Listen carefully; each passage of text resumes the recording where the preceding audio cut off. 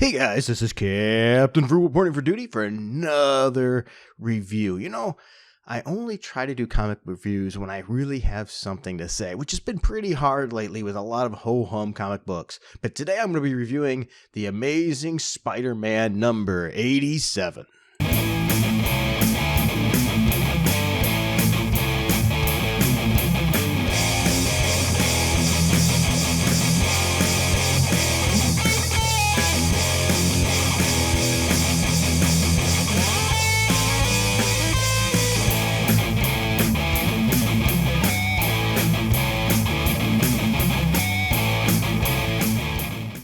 Issue number 87. The writer is Zeb Wells. Carlos Gomez is the artist. Brian Valenza is the color artist. And Joe Carmagna is the letterer. And then we have a lot of other people, which I'm not going to get in all on there too. I want to start with saying, right off the bat, one of the reasons I chose this is the cover was pretty darn interesting on this. You want to wear this again, prove it has Captain America, which gets my attention, as well as Black Cat, because Black Cat's awesome. Let's be honest about that. And so anyway, what makes this issue special, and this says a lot because I have to tell you, Marvel has been making me tap out for a while. I mean, I've been really teetering on quitting bothering reading a lot of Marvel at all. DC was doing pretty good for a while, making me really interested. Now DC's starting to do the flip-flop where I'm not caring about DC as much. I'm enjoying more Marvel, which this week was really surprising to me. Well, anyway, with issue 87, it starts right out with Felicia and Steve Rogers sitting and eating a meal, and they're discussing helping Peter, because Peter is currently injured really bad. Or he was anyway. He's recuperating in the hospital, and now he's trying to get back in the game again. He's just not really there. Now, it's really interesting because the writer here really captures the characterization well, and that's something that's essential. I've been saying that for ages. It's not anybody can be thrown into a costume like Marvel likes to do and just have that title. What really makes a character is just that, the character. And it's interesting to get this talk, and you go, so sheesh, what's with the stares? Your drinking buddy's not used to having such a glamorous lady in here or something. I mean, that's so Felicia Hardy right there. And Cap's like, I think it's that they're not used to seeing such a glamorous lady put away so many chicken wings, actually, which is just awesome. And so anyway, she was asking Steve to help train Spider-Man, and she does that.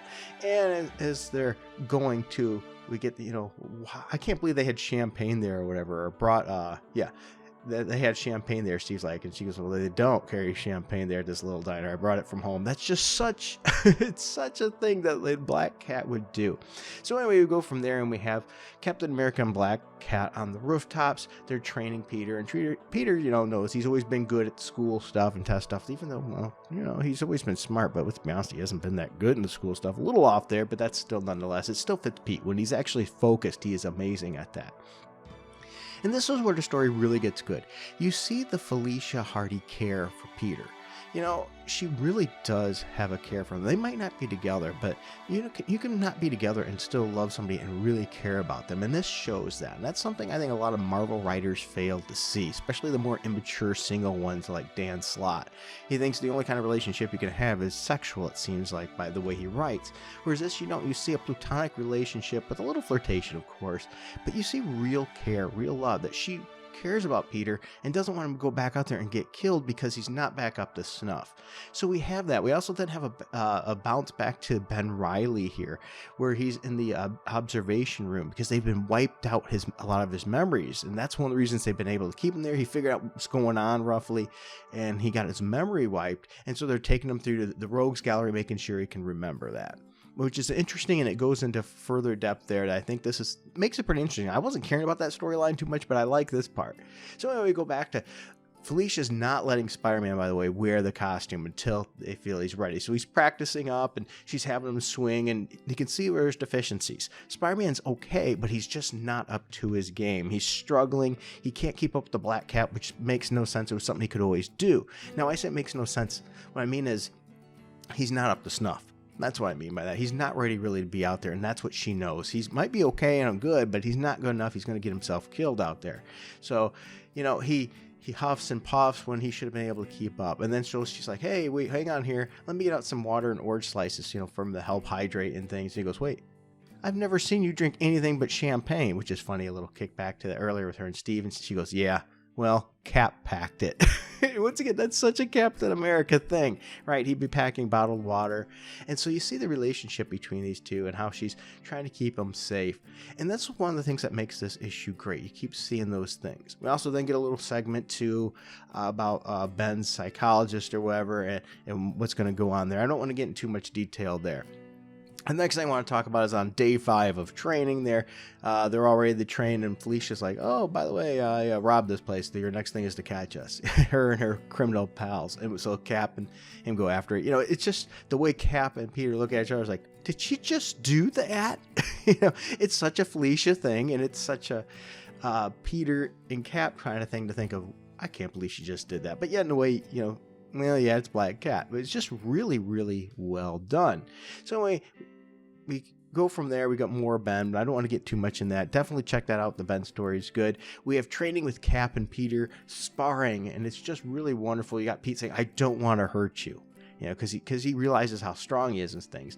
But Cap is so Cap. It says, the entire 2nd Panzer Division couldn't hurt me. Do your worst. So he's throwing shots and Cap's blocking left and right, being Cap. And this is something else. One of the reasons this issue really jumped out to me. This is something that aggravates me. Why is Captain America more Captain America in a Spider-Man book than he is in his own book? And making me, what do I mean by that? He seems more like Captain America. He's written more like Captain America. He's speaking like Captain America. He has the demeanor of Captain America.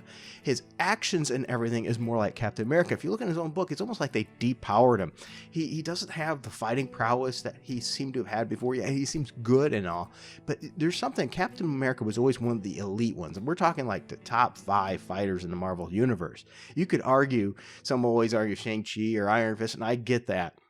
But Cap should be really high up there too, because he's really, really well trained in things. So anyway, Cap's sparring with him. He's like, you're faster than that. I know you pull your punches when you're fighting average folks, and you should.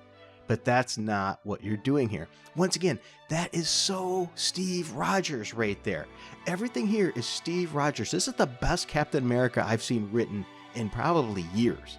Anyway, Pete says, I'm not. This is as fast as I can go. And then Cap says, as fast as you can go right now. Boy, it's such a Cap moment. You're used to being Spider-Man, son. You're not there yet, but we'll get you there. I know everyone's sick of my war stories by now, but I'll tell you this. I saw a lot of young men then who weren't ready and who paid the price for it because they didn't have an option. They were needed and they answered the call, and it didn't matter if they weren't ready. But you've got the time and you've got the coaches. So hit me, soldier. And it better be like you mean it, because I'm not about to make it easy for you. I mean, this is such a well-written Cap moment. And that's what makes this book so special. This whole issue was fun, is seeing Cap and Felicia putting Peter through his paces, getting him back up and ready, and seeing the Ben Reilly story unfold as well. The characterization was just great for Peter, it was great for Felicia, and it was great for Captain America. Once again, the best Captain America I've seen written in a long time. So, The Amazing Spider-Man issue 87 is an issue I don't think should be missed. I'm really liking what I'm seeing here. I'm really surprised. I didn't think I'd like the current direction of Spider-Man when they took it off of Peter. And I know it's only short term, but I think Zeb Wells is doing a fantastic job here. All right, well, I hope you enjoyed the video. Like, subscribe, hit that notification bell. We greatly do appreciate any support you get. If you are supporting the channel with Patreon or Subscribe Star with as little as $1 a month, you get exclusive videos that we do for all of you, as well as we have a music bank on there. Whereas I think I got 8 or 9 songs right now there where you can use any of those songs royalty-free for any of your videos if you're making videos, or just to listen to if you want. What they are, some of them are songs I took and I don't have my vocals on it for songs from my previous album maybe I was working on, or ones that are making original material just for this. Like the most recent one I put up is all original just for this. All right, and I think it was called Flying High. It's more of an orchestral kind of interesting kind of thing. Well, anyway, thank you for your time and your support, because we really, really do appreciate it. And by the way, thank these people here that you can see, because without them, these videos would not be possible. Well, thank you for your time. Until next time, keep it frugal.